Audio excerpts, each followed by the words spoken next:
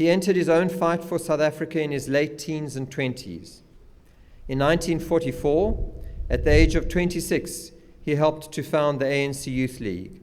6 years later, he was elected its president.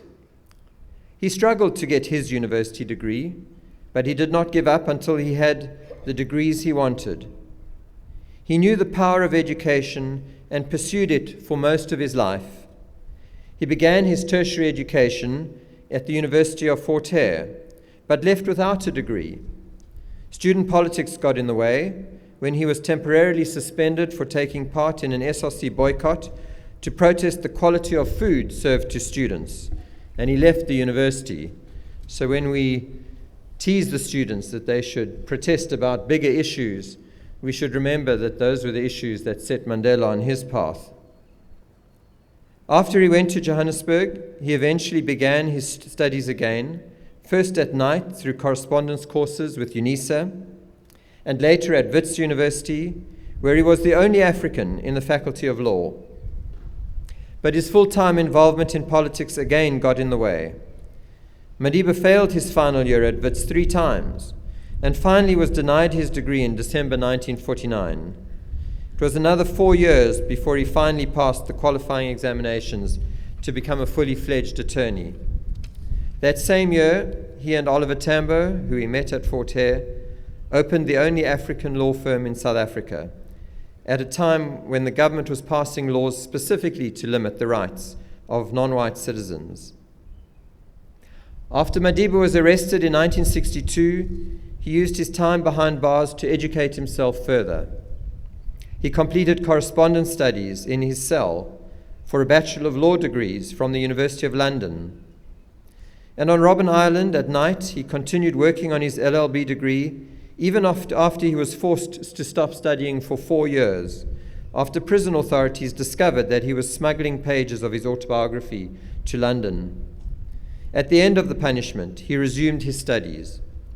He and other prisoners launched what they called the University of Robben Island by taking turns to lecture on their respective areas of expertise. They debated and discussed politics, sexual diversity, religion, and many other topics. Their conversations and studies behind prison bars prepared them to lead South Africa after their release. But one of the lessons I believe Madiba offers to students and to all of us, to the youth, to universities and the schools, was about the power of education and its value in sustaining hope.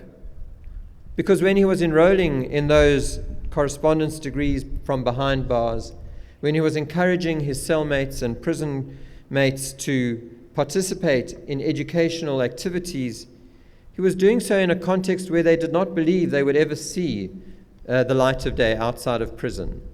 They were sentenced for life. They were going to be there forever.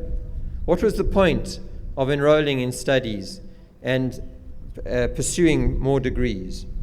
It was his faith and his hope that that education would always be useful, that it would have its purpose at some stage in the future, and his conviction that that was so, that encouraged many of his prison mates to join him in this journey. In total, Madiba studied at 4 universities, Fort Hare, UNISA, Wits, and the University of London by correspondence. He received numerous honorary degrees, including an honorary doctorate in law from the University of Cape Town, which was awarded to him while he was still in prison, but was finally conferred on him after his release at a special ceremony in November 1990, held here on the rugby fields because the Jameson Hall could not contain the crowds who wanted to honor him.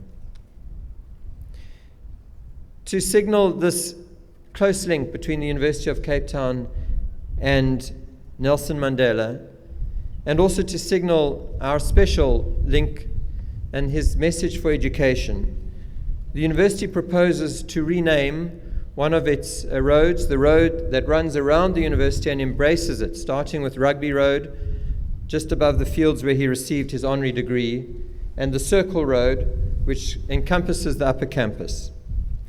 We propose to name this with set names in different languages, but we propose to name it the Madiba Circle, the Madiba Avenue, and we need to seek formal permission from the family to finalize that.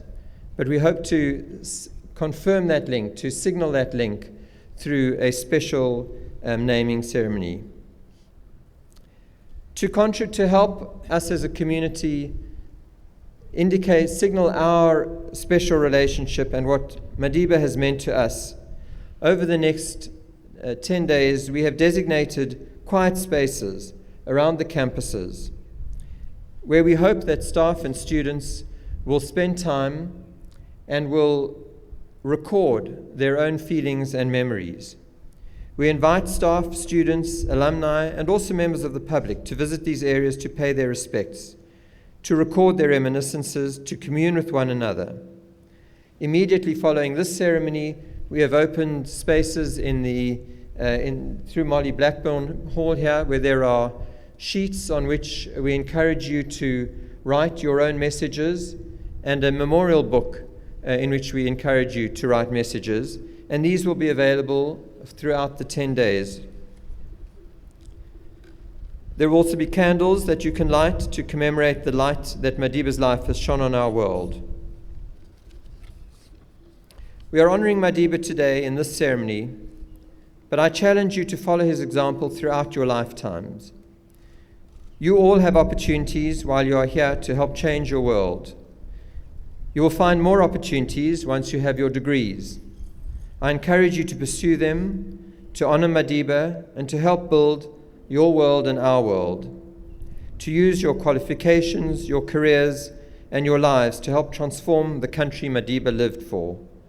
How we choose to live our lives will speak more about our love for Madiba than anything we can say about him today.